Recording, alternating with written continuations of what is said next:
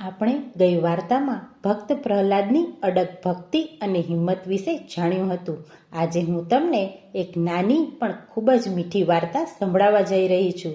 જીવનમાં ઘણા લોકો મળે છે, પણ સાચા મિત્ર ખૂબ ઓછા મળે છે. સાચો મિત્ર કોણ?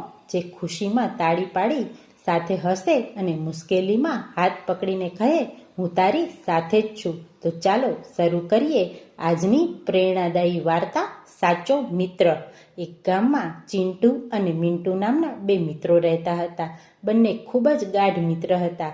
એક દિવસ તેઓ જંગલમાંથી પસાર થતા હતા. અચાનક તેમની સામે એક મોટું રીંછ આવ્યું. બંને મિત્રો ગભરાઈ ગયા.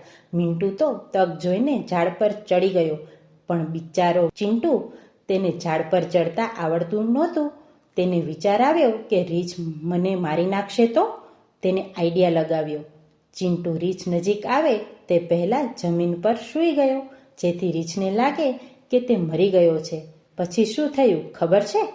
પેલો રીંછ ચિંટુની નજીક આવ્યો અને તેને સૂંઘવા લાગ્યો, પણ ચિંટુ તો હલ્યો જ નહીં. રીંછને લાગ્યું કે તે મરી ગયો છે. તે ત્યાંથી જતો રહ્યો. ચાલાક મિન્ટુ ઝાડ પરથી આ બધું જોતો હતો. રીંછ જતું રહ્યું પછી નીચે ઉતરી તેણે ચિંટુને પૂછ્યું કે રીંછે તારા કાનમાં શું કહ્યું? ચિંટુ બોલ્યો કે રીંછે મને કહ્યું કે એવો મિત્ર ક્યારેય ન રાખીશ જે મુશ્કેલીમાં તને એકલો છોડી દે. આ વાર્તા પરથી આપણને બોધ મળે છે કે સાચો મિત્ર મુશ્કેલીમાં સાથે રહે છે અને સચ્ચાઈથી સાચો માર્ગ બતાવે છે. આજની વાર્તા અહીં પૂર્ણ કરીએ છીએ. આવી જ એક નવી સંસ્કાર વાર્તા સાથે ફરી મળીશું આવતા અઠવાડિયે. કેશવ ગર્ભ સંસ્કાર સાથે જોડાયેલા રહેવા માટે ચેનલને સબસ્ક્રાઈબ કરો. આપને વાર્તા ગમી હોય તો લાઈક કરો અને અન્ય માતાઓ સાથે શેર કરો.